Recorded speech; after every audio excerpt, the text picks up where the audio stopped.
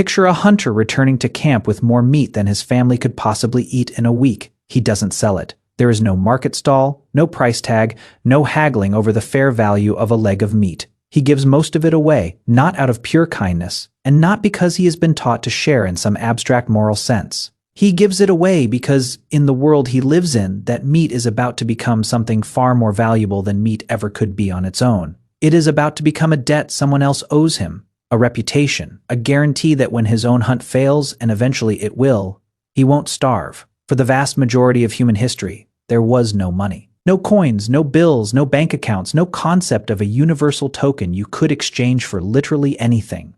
And yet humans traded, specialized, built wealth, gained status, and supported each other across distances of thousands of miles. So how did an entire species run a functioning economy for tens of thousands of years without ever inventing money? The answer isn't barter, even though that is the story most people were taught. The real answer is stranger, more social, and considerably more clever than a simple trade of goods. Let's clear up the biggest myth first, because it is the one almost everyone starts with, and it is largely wrong. The popular story goes like this. Before money, people bartered directly, trading a chicken for a pair of shoes, a basket of grain for a clay pot, swapping goods one to one, until someone eventually invented coins to make the process easier. Economists and anthropologists who've actually studied historical and existing non-monetary societies have consistently failed to find evidence of large economies functioning primarily through this kind of direct spot trade barter. The problem with pure barter is a practical one, sometimes called the double coincidence of wants. For a direct trade to work, you need to find someone who has exactly what you want and who also happens to want exactly what you have, at the exact same moment. That is a surprisingly rare coincidence to rely on as the backbone of an entire economy. What anthropological fieldwork actually finds again and again in traditional societies around the world isn't spot trade barter at all. It is something closer to an economy built on memory, obligation, and trust. This system is often called a gift economy, and it works on a principle that feels almost backwards to modern economic thinking. The exchange doesn't need to be settled immediately, or even ever precisely settled at all. When someone gives away surplus food, tools, or labor, they aren't making a sale. They're creating an obligation, a social debt that the receiver is expected to repay at some unspecified future point, in some unspecified future form. This isn't vague generosity floating in the air. In many documented societies, these obligations are tracked with remarkable precision, socially, if not numerically. Everyone in a small community generally knows who has given what to whom and who still owes what in return.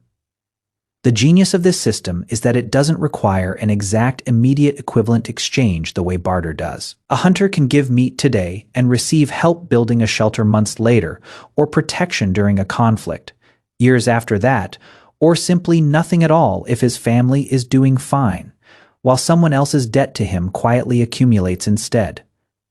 Wealth in this kind of economy isn't measured by what you are holding on to. It is measured by how much other people owe you, and, by extension, how much of the community's cooperation you can call on when you actually need it. One of the most famous documented examples of this comes from the Trobriand Islands in the Pacific.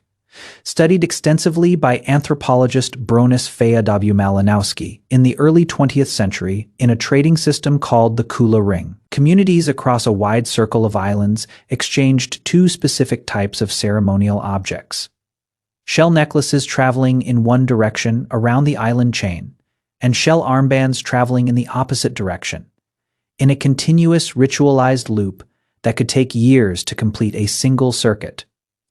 These objects had no practical use whatsoever. You couldn't eat them, farm with them, or build anything from them.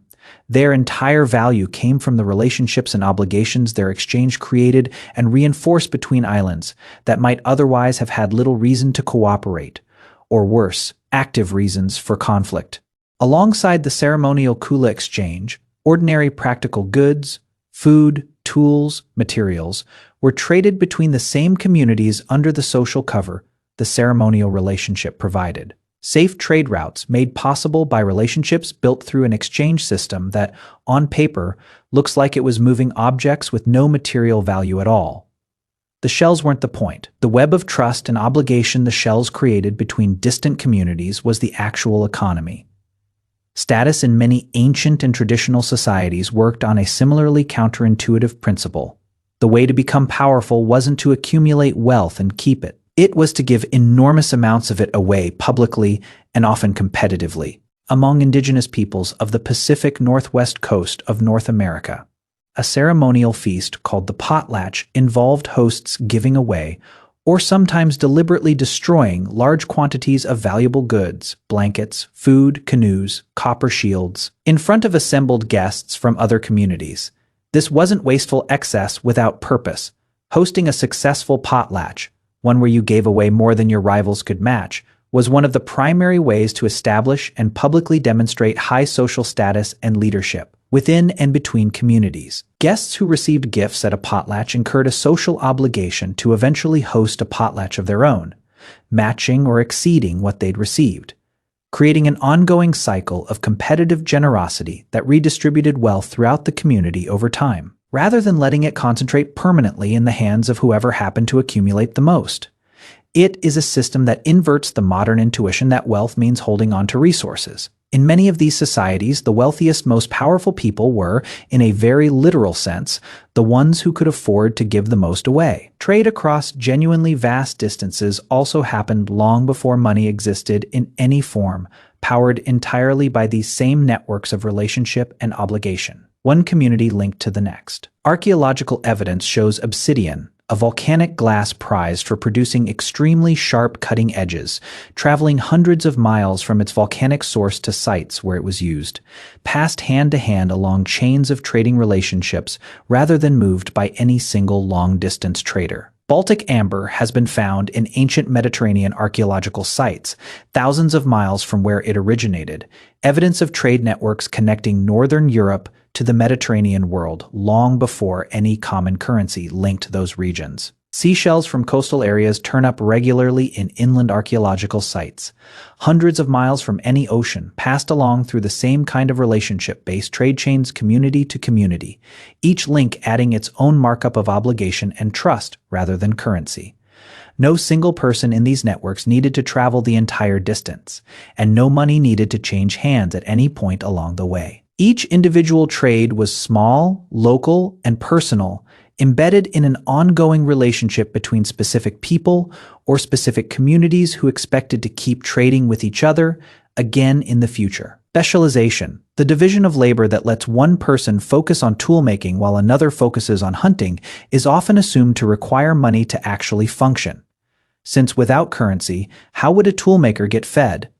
But specialization clearly existed long before money did. Archaeological evidence shows certain individuals or communities specializing in specific crafts: flint, knapping, pottery, weaving, long before coinage appears anywhere in the archaeological record.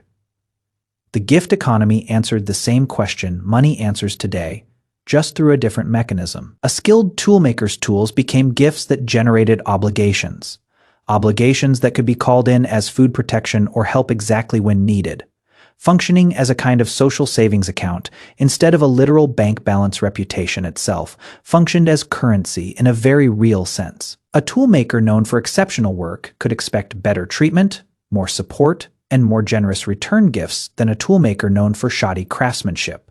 The same basic incentive modern markets create through price and reputation, running instead on memory, gossip, and social standing. The economy wasn't absent before money. It was simply running on a different kind of ledger, one written into relationships and memory instead of into coins or account books. Livestock deserves special mention here, because in many ancient societies, animals themselves functioned as one of the closest things to actual money the ancient world produced. Cattle, in particular, show up repeatedly across many ancient cultures as a genuine store of value and unit of measurement, wealth you could count, display, and use to settle major social obligations like marriage payments or compensation for disputes. The word capital itself is believed by some linguists to trace back to the Latin word for head, as in head of cattle, a small linguistic fossil suggesting just how deeply livestock wealth is embedded in the history of the very concept of capital. Unlike shells or ceremonial objects, cattle had the added advantage of being a living, growing asset, a herd that could increase in size over time in a way that closely resembles the way money is expected to earn interest in a modern economy. But cattle wealth still operated within the same social logic as gift economies more broadly. Herds were loaned, gifted, and exchanged as part of ongoing relationships and obligations between families and communities, not simply hoarded as an end in themselves. So how did ancient humans earn a living, gain status, and trade across entire continents without ever inventing money? They built an economy out of memory instead of metal, obligation instead of coins, relationships instead of receipts. A hunter's surplus meat became a debt someone else quietly carried. A shell necklace, worthless as an object, carried an entire network of trust between islands that might otherwise never have cooperated at all. A potlatch host's generosity became the very proof of his power, not despite giving everything away, but specifically because of it. None of it required a coin, a bill, or a bank. It required something humans were already extremely good at. Tens of thousands of years before the first coin was ever struck, remembering who had helped whom and trusting that the favor eventually in some form would come back around. We didn't invent economics when we invented money. We simply found a more portable way to keep track of something ancient humans had already been keeping track of, quietly in their heads and in their relationships, since long before anyone thought to write any of it down.